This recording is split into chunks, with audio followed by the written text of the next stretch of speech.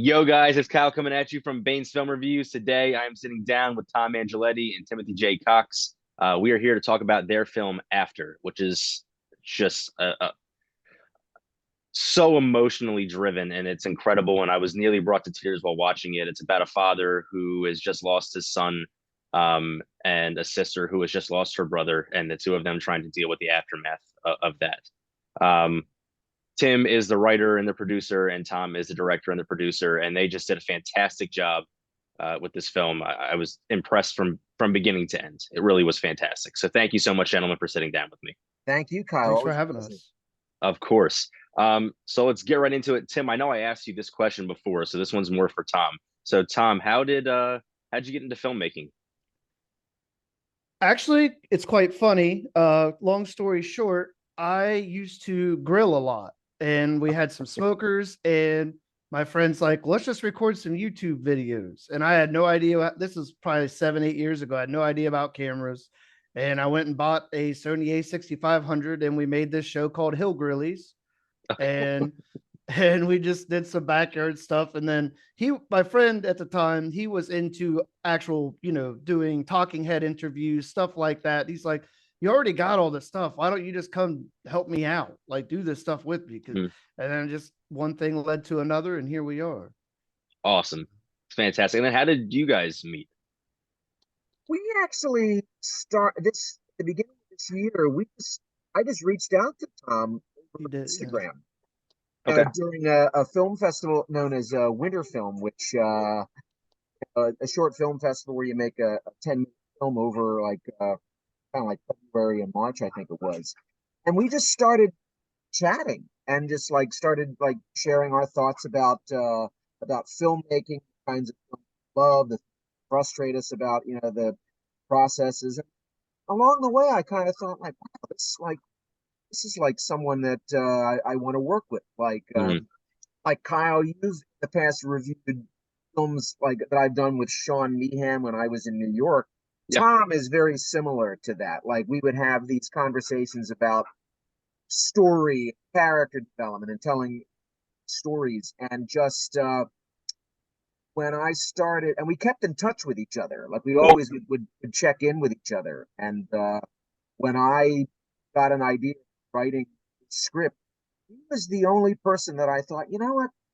I had seen his photography work, which was fantastic, cinematography work, and I thought this is someone that I would want to make first and only person that I thought of after. I appreciate Very, that. very cool. Very, very cool. And then so where did the idea for After come from? My aunt and uncle. I have an aunt whose name, God rest her soul, is named Annie Darcy, and my uncle Mike Darcy. And I thought Okay. these are just such cool names. Like they just really cool names. And I wanted to write something to honor them. And how it morphed into this heavy family drama, I don't know. Just kind of the idea kind of came and wrote it in just a couple of days.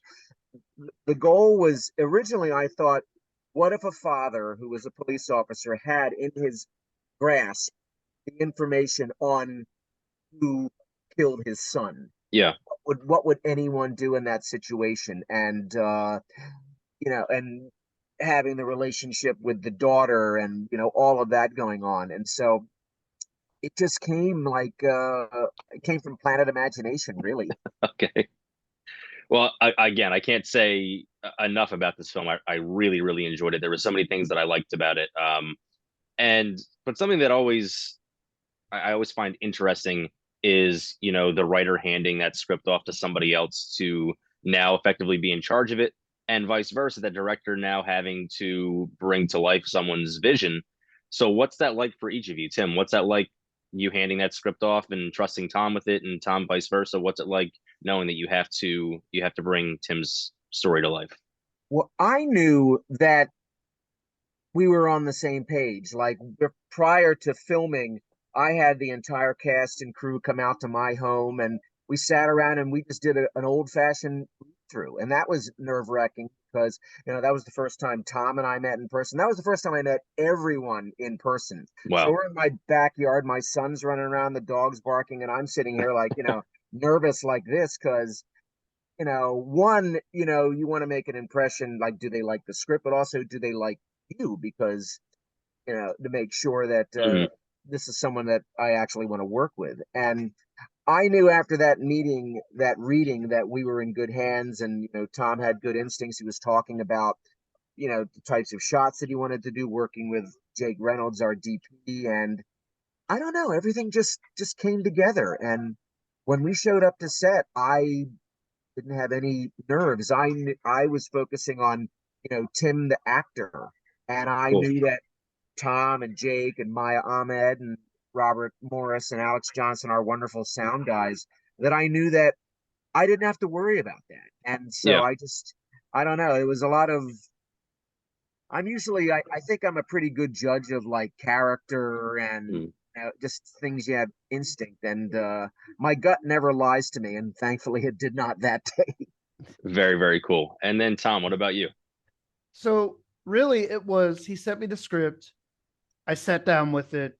I read it a few times. I read it once, almost like reading a novel, Mhm. not thinking about shots, not think because it's hard when you start reading a script. You're like, oh man, a medium close up of this, or like a Yeah. wide establishing shot of this would just be amazing. But you're like, no, don't think about shots. Digest these characters, learn, feel what they're feeling, really, immerse yourself in this atmosphere, this environment, and then go back through, talk about shots, right? Mhm. And then marrying that with what Tim just said, like meeting Tim. Maya was already my assistant director for my film previous to this, so I knew she'd be perfect, right? And I've been working with Bob and Alex forever, it seems like at this point. So I knew I could trust those guys, and it's really about just building that team. Like Timothy said, you could trust to just go right in. You don't have to think about anything else other than what you have to do, Okay. right? And just being extremely prepared, which Timothy and Beth did. How many table reads? We did 3 or 4 I at think we did least. like 3 or 4. We rehearsed it Wow. like a play over Zoom. And just because, Wow. we wanted to be able to, one, to build that relationship, not only as the characters, but as the two actors, because Beth and I had never worked together. We've never met. And Mm. I think that's really important to have that, because when you're on a film set, most of the time you don't get a chance to rehearse. And Uh-huh. so if you can do anything to kind of build that relationship and build that comfort level, because it is intimate. It is, and you want to have that believability, that kind of father-son, father-daughter, believable relationship. So Yeah, yeah. the more prepared you are, the better. And it was my favorite part of the day, of course, but from the acting standpoint, like watching what Beth was doing, was watching how Tom and Jake interacted with one another, how Bob and Alex, they were, just very funny and very light. And Maya watching the monitor and catching, little details of like, okay, the camera's coming, popping in here a little bit. And it was just, there was just a joy among the people, like in a joy in what they were doing. And, a joy, like everybody was having a good time. And Yeah. that's, when you work on a film set, like it's I don't know, in my experience, like, when you go to film sets where if one person is in a bad mood, that sets the tone for the day. Or if Yeah. one person was like, oh God, we got to do this, whereas everybody just jumped in and embraced what we were doing, and it was relaxed and it was fun. And again, Tom, I think what we got it what in we did a 12-page script in what, 5 hours? Yeah. And that's only Wow. because we did extra coverage, extra coverage, extra shots, extra angles. Yeah. We probably could have shot that whole thing in 2 hours. Wow. We just kept going because I was like, let's get extra angles. Let's get this. We have the time. We Yeah. allotted Mm. 4 to 6 hours and we were done in 2, probably like two Wow. and a half. So I'm like, and it's all about being prepared, as Tim stated, right? We gel together. We all work together. You leave your egos at the door. You leave your bad mood at the door. If you don't have one purpose on set, and that's to make it a great film, you shouldn't be on set. Fair enough. Not everything is trumped by that. Mm. And when you get people that buy into that, and luckily for us, we have an awesome core of people that buy into that very notion. Like things just happen. It just works and everybody's having fun. Mm-hmm. Now, does that ever make you nervous when you set 4 to 6 hours aside and then you finish in 2.5? Does that ever make you nervous? We finish too fast. Not when you have actors like Timothy and Bev, because like we knew we had what we wanted in that time, and they worked together. Hmm. And that was even without my direction. Like Timothy took it upon himself even more so than I did to get with Beth, and Beth, you know, went above and beyond to meet with Tim, right? Because she's Hmm. always working. That girl is sometimes you're in a Zoom meeting, she's in a car, she's in a like a break room of some place, She's dressed up some for set, King's yeah. Island, you know, she's in a costume, you know. And so they went above and beyond to really develop their characters, really work together to bring this to life, right? So Hmm. I knew we were in good hands, right? Yeah. And the first couple I didn't even join. I let them gel together. They had no outside interference. And I said, after a couple, let me come in and just be a fly on the wall. I'm not going to say anything. I'm just going to take notes. Hmm. I'm just going to listen. I'm just going to write. And then we just developed it from there. Yeah. Awesome. And then so for Tim, so you have that monologue in the beginning, and that's what really got to me. There was like very literally a tear in your eye throughout the course of that monologue, and I was like, oh my God, like I'm gonna break down and cry watching him do this. How do you have a specific process, or how do you get yourself to that place? And then Tom, how do you assist in that? What do you do during that process? The for that, and I think in general, you know, John Goodman said something really interesting about like the process for like, you know, if you're playing a character like that, you can't overthink it. Hmm. Can't go in thinking I have to cry on this line, I have to cry at this moment. You really just have to let the material overall wash over you, and Hmm. whatever happens, and just play it honestly, you know, and you know, use the elements, like, you know, use the room. You know, there was a picture of wonderful Julie Carney, who was the wife, and Daniel, who was the son, and like, you know, the discomfort of, like, of course, the loss of a child. That thought, like, I'm a father. Yeah. God forbid anything like that would ever happen to my son. Like, you're in a state of I don't know, you know, there's no reason. Like, you have no, like, Hmm. there's just like, you know, everything feels differently, like sounds, and you know, nothing is important, like food. Like, Beth asked my character twice, like, you should eat. Food seems so unimportant, and Yeah. you know, and anything, you know, all of that. And so, you know, you just, you know, in this, I mean, I always say trust the material, but and trust the people, and Yeah. you just let the material wash over you. And so when it happened, yeah, it was just able to, I don't know, just happen. I think, you know, that it helps, like, you know, 30 years of doing this and playing all sorts of characters. But Yeah. this one was different. This one was a little, when I was writing it and when we were going to actually do it, I was like, all right, Tim, well, you did it. Now you really have to show up and do it, because but you want to do parts that scare you. The Sure. more you do it, you want to do the parts uh that scare you, that frighten you, that make you get out of, like, your, every actor has little tricks and things that they do. Hmm. You know, you want to do something that is different and unique Yeah. and challenging. So Yeah, I agree. This is significant. Like I said, I've seen a number of films with you in it. And this role in particular was significantly different than anything else I'd seen you in. yeah, So I thought that was very cool. It was very interesting. It was nice to see you in something so unique compared to the other things. yeah. And then Tom, how do you assist in that process? What's your role there? So especially in the beginning, right? When we do those initial table reads, it's not more of a table read, it's more of a thinking about our emotions. Like in that Mhm. moment, right? Just like what you're talking about with Tim, and especially at the end with Beth, right? When Michael says, I love you, right? And we worked a lot on thinking, telling Beth, think about one person you've always wanted to tell you that they loved you and they never told you until right now. right? And then I just walk off for 5 minutes, think about nothing about than that. Just think about that, Hmm. right? What would that feeling look like? Look, what would your face do? What would your mind? Where does your mind go, right? Hmm. And between doing it before we film, talking about, and agreeing upon the set emotions or what we're expecting to see out of the characters, and then on set, like Timothy would just walked off in the other room while we were setting up. Just go get into character. Don't Okay. worry about us. Jake set up the camera. Alex and Bob sitting there setting up the mics. Maya and I's going through notes. Walk off. Get in character. Yeah. Take your time because that's the most important thing. If we take time doing anything more than we should, it's that, right? Hmm. Letting Timothy and Beth just settle in, and I think that really helped.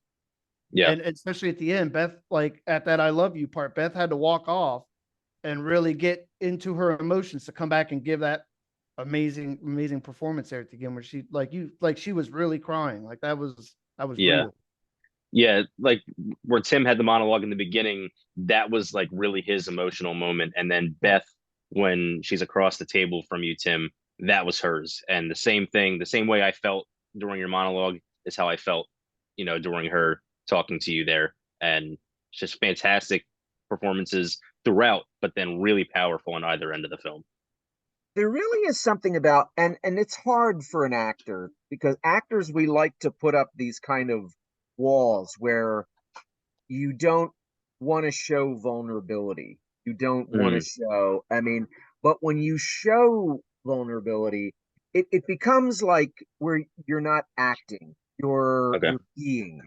And I think that's the essence of, like, if you watch like some of the great actors of all time, like Julianne Moore, when she cries in a movie, you feel it Yeah. because you could see that there's a digging into, it's her soul. She's not acting when she's doing it. I mean, one, Right. she has some of the greatest, like, I mean, her and Amy Adams, like they could cry when you say hello to them, and Yeah. that's, you know, but all of that comes from your life experiences as well. Mm, Again, me being a father, if experiencing, the joys and the good and the bad times of parent, and just life in general. And so you try to bring that to to a character and to a yeah. story. And in that respect, yeah, you're not acting, you're being, and of course listening and reacting. All of that is just, it's so essential to, Yeah. Yeah. Very, very cool.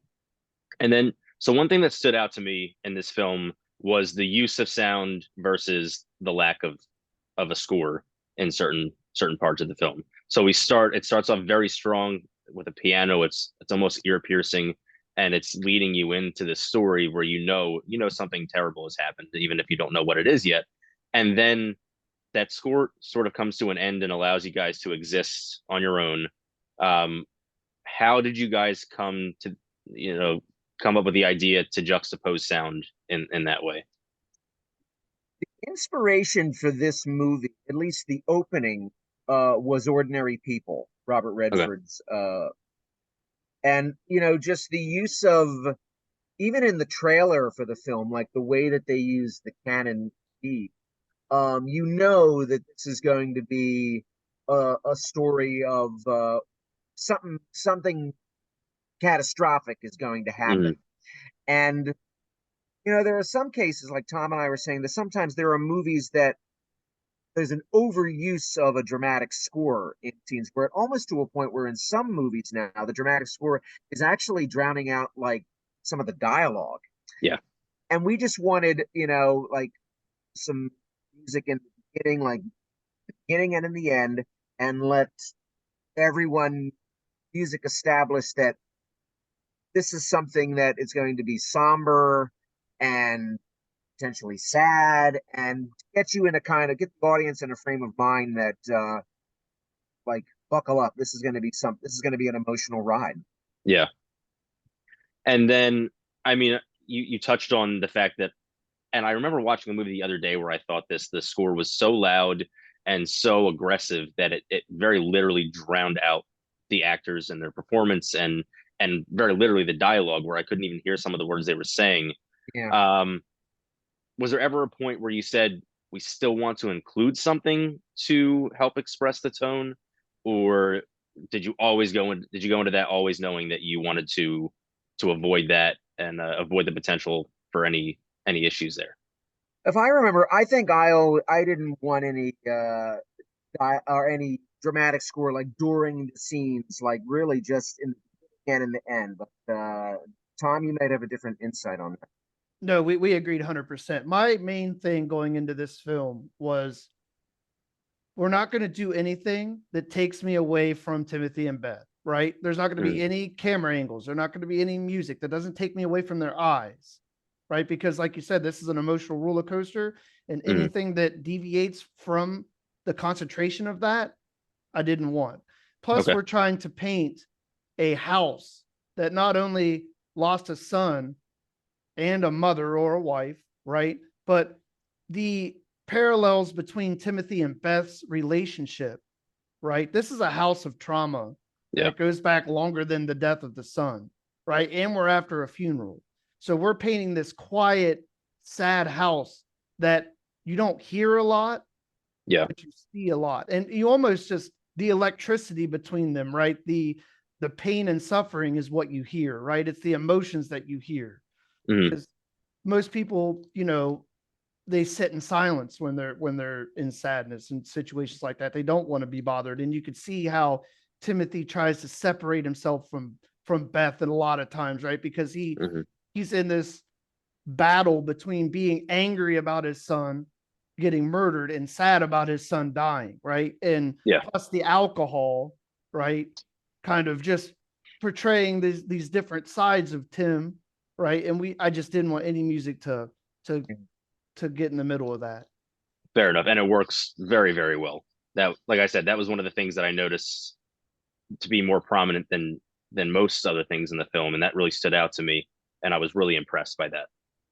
And I think real quickly, like the acting would helped with that because there are films where like you see a scene like yeah, music probably could have helped, right? Maybe Mm, maybe the emotions weren't as strong, or maybe it was a little lighter of a subject than what we're dealing with in mm, after, right? But with Timothy, with the range of emotions that he shows in a short amount of time, and Beth just yeah, trying to hold it all together, I think it was more powerful than any music you could have put in there. I agree. I agree.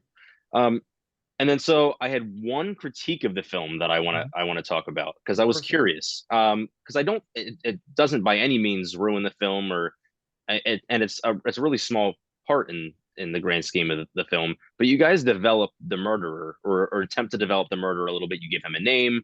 Mm-hmm. You go into his backstory a little bit, and I didn't want that in there. My You didn't personal want that opinion. detail, or Like I felt for 10 or 15 seconds maybe you guys were stealing from Michael and Annie. Mhm. Um, so why did you guys choose to leave that in there? And then what were your thoughts with that part in particular? I guess my feeling in writing it, like I wanted to show details. I wanted in when the picture, I wanted Beth, her character, I wanted her to see the face of her brother's Okay. killer. And I wanted to see it too. Like, you know, see the paper, it's all crumpled up. Like my feeling is that, like, prior to the start of the film, the previous night, the detectives that Michael's working with found this information, gave it to Mike. Mike went out to a bar the night before the funeral, got pissed drunk, and just sat drinking, just looking at this face, and it's just Okay. feeding. And so that, like, and that's another thing he's wrestling with. Like he, even before he throws the information across from her, he knows, like, in his pocket, he's holding this information. So the Yeah. alcohol is not helping that either. And so that was kind of why I wanted those little details in there, Okay. so Beth could see, and so it's something that, and also to have it to show to, I had it up there, kind of show into the heavens, like showing to my son and my wife that, I'm down here. I'm gonna get this guy. I'm working on it. And so Yeah. you can see his face too. Okay. Very cool. Um, I almost never ask questions about things that I don't like in films because I don't want people to take it the wrong way, but I trusted that you guys would not not No, mistake that. and No, So absolutely not. I appreciate it. It's one of the many things that I appreciate, Kyle. You're like a surgeon, man. Like you go in and like, but that's because most of the time, in reviews and things like that, they may not have enough space or time or something that that hit you in a certain way. So I yeah, appreciate that you like yeah, brought that up. of course, of course. I'm nothing if I'm not honest. So, Yeah. Yeah, um, man. and then so you, I mean, the story is it's daunting. It's really tough to digest, but it's a pretty simple story. I mean, it's not convoluted. It's not difficult to follow. And so, how do you manage to take a subject so large in scale and make it so simple and so accessible? Well, what it really comes down to is to try to keep it to the relationship and all of the stuff around it. What it really is, for me, it was always a confessional. Like Okay. if he's in the room with, he can't be in the room with a priest. And in the beginning, if you notice, like I don't make a lot of eye contact with Beth. That's Yeah. by design because he feels this incredible shame that he's not the father to her that he was to his son. But, Okay.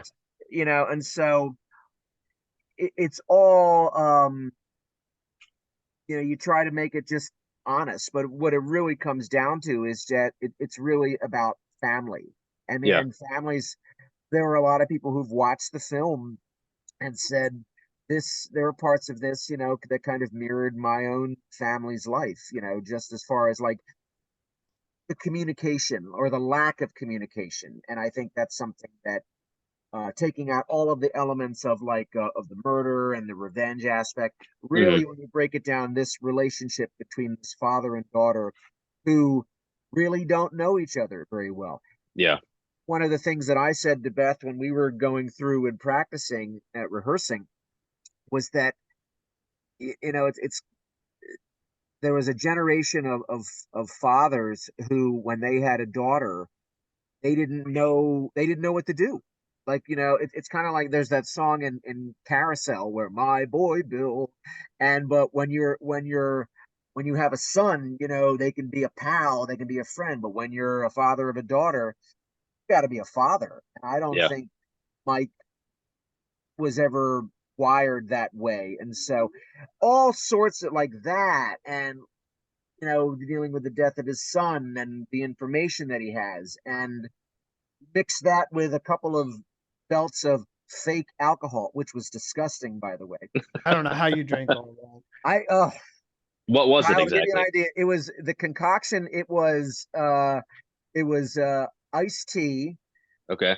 the our apple juice for coloring, and water. And I had to drink, you know, I probably had to drink this 20 times because like we would drink it and then reset, and I'm running off to the bathroom every 5 minutes, and like so. But it was terrible. I said to Alex, I said, it's almost easier if you drink the real thing. But then again, I'd be laid out on the table. Yeah, you'd have been. I would have been, but now it really, the movie, it really comes down to the family. And Yeah. like, and that I think that's something that people can relate to, whether you're close to your family or you're not. And that family, it's work sometimes, and Yeah, for grief. sure. And when we grieve, it's not always clean. You No. step outside yourself. You have no Mm. control over your emotions, or in many ways your behavior. You're not dealing in reason. Your mind is clouded. And when you put things like alcohol or drugs or other things like that, you're just not dealing in reason. Yeah.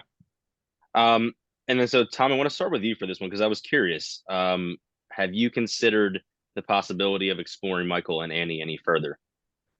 we, well, funny enough, Timothy already kind of had ideas. Mhm. for how to expand the story, Yeah. especially from the two police officers, Smalls and Sapita, that Timothy's character Michael works with. So there Hmm. could be there definitely could be. It will probably go in obviously a little bit more of a different direction Sure. than what after was, as far as the family aspect. But Mm. yeah, it could happen. It's really It, just seeing how well the film does, on festival. I mean, the reaction so far from audience and, Kyle, your colleagues, has been very positive so far. awesome. But I think, like, a couple of months down the line, you're like, yeah, I think I would like to revisit, like, the possibility of extending this, and maybe addressing, the son's assassination, and the detectives and other people. Like, what other relationships does Annie have? Like, does Annie Sure. have a husband or so? To really delve into more into her life as well. Very, very cool. I just watched a short film called Therapists, and it was just, it starts with a therapist and his patient, and then the therapist going to his own therapist, and then that therapist going to a masseuse, and it was just everybody explaining their struggles to the next person.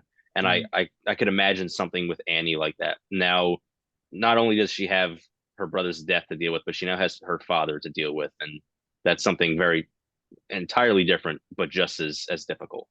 Well, and I don't think she's over the loss of her mother. I mean, we don't go into True. specifics of how the mother died, but I kind of hint that she died when the kids were very young. Mm, But so, she's Beth, is her character, is in essence alone in yeah. a house of men. You do get the impression that she and the brother were very, very close, but Mhm. that she was never able to break through that wall Yeah. that her father put up. And unfortunately, I mean, you hear stories like that all of the time of just of I don't think Michael hates Annie. I don't Okay. think Yeah. I don't I think he just doesn't know what to do. Yeah. And I don't think he can admit that, what, maybe I was a failure. Maybe, and that's, maybe that's something that, would address in a more expanded version of the story, that it's like being a parent is hard. Being, and Michael's a cop that is kind of well regarded in his department and in the community. So, Yeah. he could never, um I don't know. So, but that's the process of writing and creating these characters and creating the story and creating the world, that that has been fun. And since then, working on two other projects, it really has been just a lot of fun just to do that, Yeah. just to create those worlds. That's very, very cool. I think two really underrated aspects of this film, like where we're just talking, right, is first off with Michael, right? We have these Irish undertones, right? And he's very well respected as a police officer. We don't really go into his father, but he was probably either a police officer, someone well respected, right? And Michael's well regarded, and he was really good at everything except being a father to Beth, right? Hmm. And then on Beth's side, Beth's lost her brother that she was really close with and her mother, and the only person that's left is the only person she can't relate to at all. Yeah. And Yeah. since Michael doesn't know how to grieve to Beth, and Beth doesn't know what to do with, her father, I think that really is just an undertone that just kind of sits there. We don't really dive into either one, but it's just always on the back of my mind when I watch that film. Yeah. it, Yeah. it really adds to the sadness of it, because you would think that under the circumstances now would be, you'd have to have the opportunity where these two come together. But and maybe he wants to, but maybe I think his mind in the movie, he's so driven by revenge and wanting to kind of fill the mind with alcohol. I had this idea that he drinks to dull the pain and to dull out the ideas of Hmm. revenge. Like, when he passes out, like, and he says tomorrow, tomorrow, tomorrow, but will he do it tomorrow? Or will Mm. he repeat, and will he do this again? Will he come back tomorrow and drink more? It's like, or so that's kind of like the tragedy of it Yeah. all. He's very much the stereotypical man where he's very good at his job that's regarded as a very manly profession. And he's struggling with emotion and he drinks to get rid of emotion. And he's so well developed and well written. And there's all these little pieces to him that even if you might not notice them right away, they exist and they help to develop that character in a lot of unique ways. Thanks, man. Well, Yeah, there's of there's an course. old story about Spencer Tracy where when Burt Reynolds was really young, he was on the film set of Inherit the Wind, and he got a chance to go in and watch Spencer Tracy work, and Mm, he started to follow him around like a young actor, and Spencer Tracy noticed him, and he said, "Come on over, kid." And Burt Reynolds said, "Mr. Tracy, you're such an amazing actor. You're so good at everything. Is there anything that you're not good at?" And Spencer Tracy said, "Honestly, life. If you know anything, Spencer Tracy was this amazing actor, but he had this turbulent personal life. He mm, himself was an alcoholic. He had numerous affairs, but his wife never divorced him because of a devout Catholic upbringing. okay. He had a son who, had special needs, and so that led him to drink. And so Michael, it's kind of the same thing. He has this public life, but privately, he's people knew that, like, how he was with with his own daughter. Now, I don't think there is anything like, I don't think there was any physical or verbal abuse. I think it was just neglectful. I think it was Yeah. just neglectful.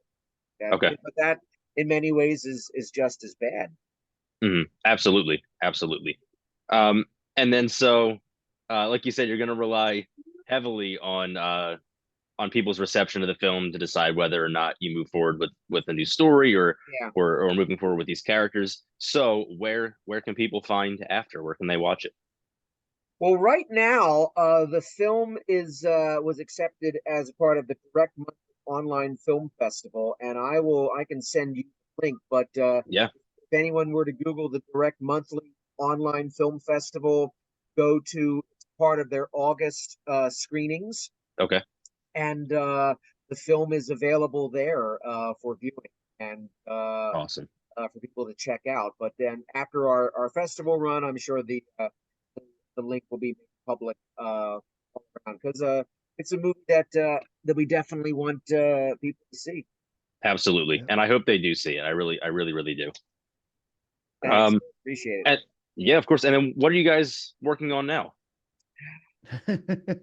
As a matter of fact, tomorrow we're heading to Marion, Ohio, to work on a what it's going to be a really fun horror film as a Okay. part of the Fright Film competition that is, I believe, in Cincinnati or Yes, Cincinnati and Cincinnati. Columbus, and it's the same team again, and some other wonderful actors and actresses that we've all worked together. We're going to go out in the heat. So yesterday, I think it was 97 degrees. I think tomorrow, I think it's supposed to be a high of 78. But Oh, okay. we have this wonderful farm that Tom and Casey, his girlfriend, found and Drew found, and it's I'll let Tom tell you a little more about it. It's going to be a lot of fun. Sure. Yeah, so rough thing. So basically it's a family in the 50s where they're sharecropping, right? So if their crops go bad or not, they don't get a good bounty, they're broke. Basically Hmm. that sort of thing, right? So the something poisons the soil, all the corn goes bad, and they're about to starve to death and be broke. Well, Okay. the mother takes matters into her own hands and kills the entire family and herself instead of letting them starve to death. Okay. We fast forward to the 1980s, where one of our main cast, right, their family lineage goes back to this family. It's like a great aunt. Well, they decide to have a party in that abandoned farmhouse, and things go really wrong. Okay. So, I look forward to seeing that one as well. I can't wait to watch and review that and spread the word And on that as well. and we also have about a month after we wrapped on that, after we did another film called Hard Truths, which kind of takes a look at the modeling industry and the way models are treated. And that film was directed by Maya Ahmed, who was our AD after Tom brilliantly as our editor.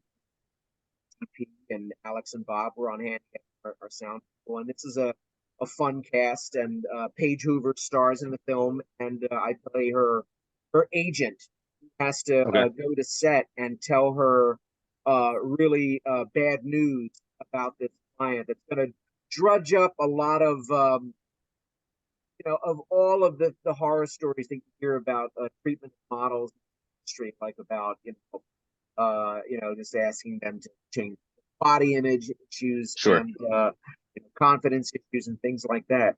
And we developed the project and delivered it completely improvised. Okay. So we gave everyone scenarios, and everyone came in, and we just knocked that out in a few hours and developed it through improvisation. It was a lot of fun to do. Very cool. So I think we're in the coming weeks we'll have that one out to you as well. That's awesome. I look forward to it. So best of luck in those. I always look forward to hearing from you, Tim, because you always send me fantastic things. Thank you. Of course. And then, so I want to leave you guys with this last question. I just rewatched our episode, Tim, and for whatever reason, I didn't ask you this question last time. I don't have any idea why. So what are some of your favorite films? Wow. God, how much time? I'm gonna run out of time. I can go for a couple of hours, Yeah. but the list like often changes depending on it turns out now like there are a lot of movies like with the way things are in the world that like movies like the movie Network Mm. like the movie Network now, it kind of parallels what's going on in the world a little bit. And so I have to acknowledge Sidney Lumet's masterpiece Okay.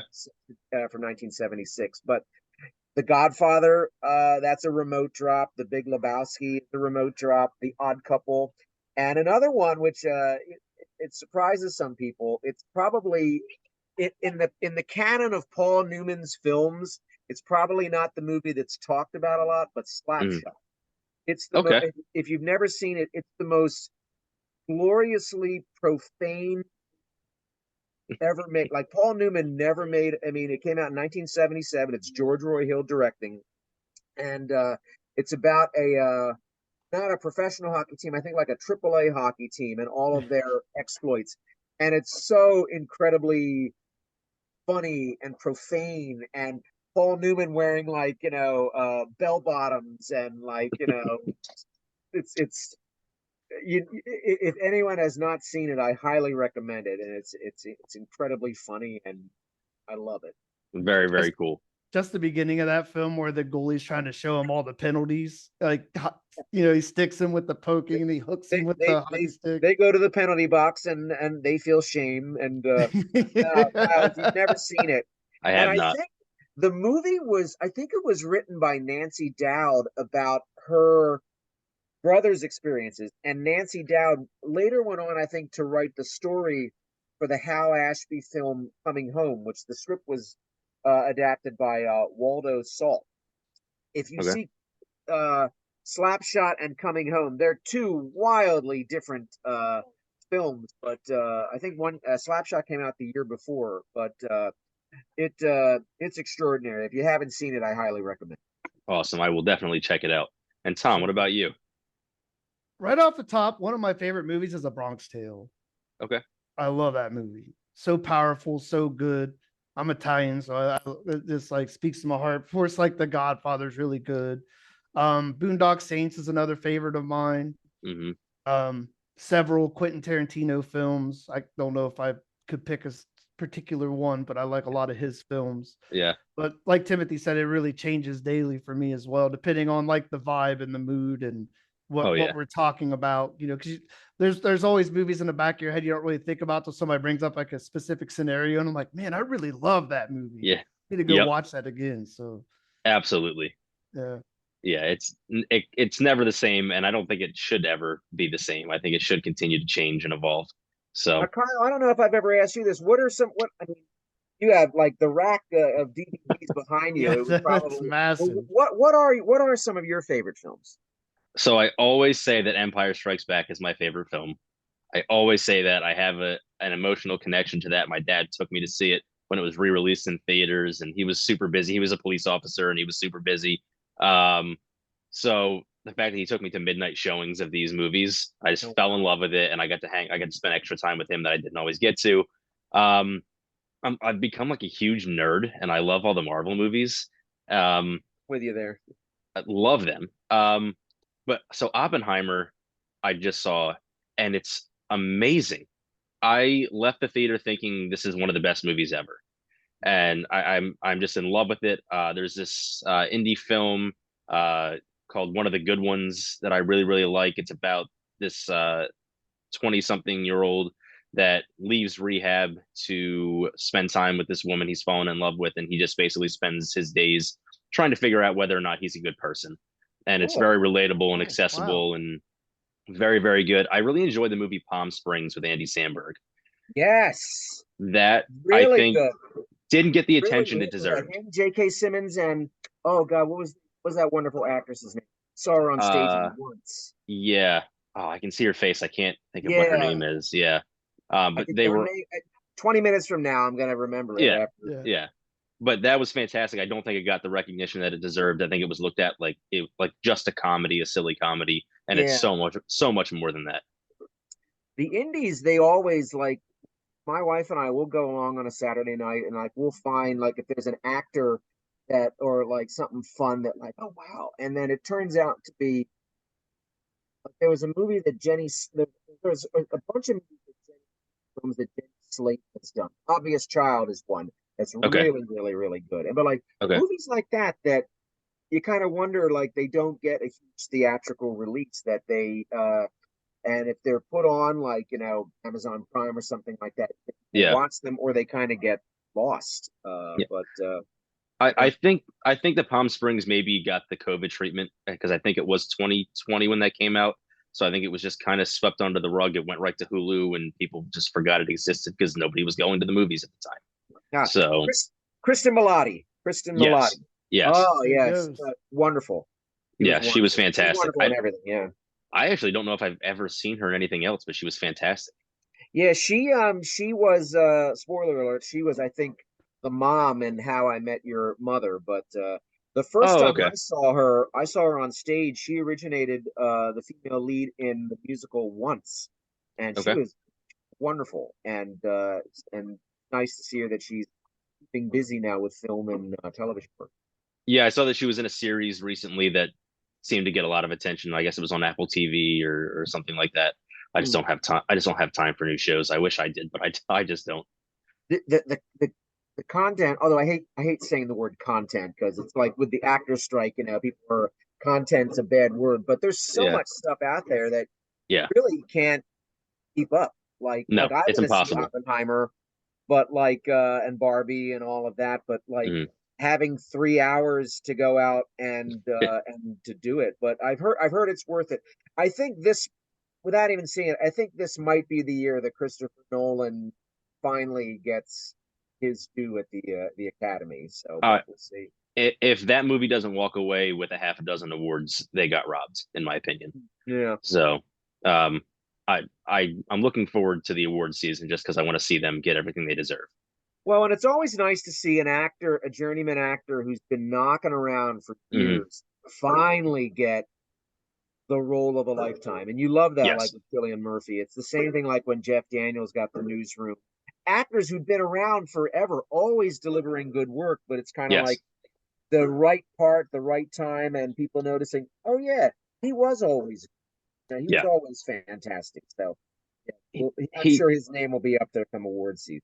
the thing with him is I feel like he always ended up with Nolan and he always ended up with actors like Christian Bale and Leonardo DiCaprio and people just focused on them and he was just kind of existed in the background to everybody else and like you said he finally got an opportunity to shine and he took full advantage of it. I saw the other day on the internet Killian Murphy's screen test Okay. for Batman, for Okay. Bruce Wayne and for Oh wow. Batman, and it was interesting. Like, you know, it was very suave, you know.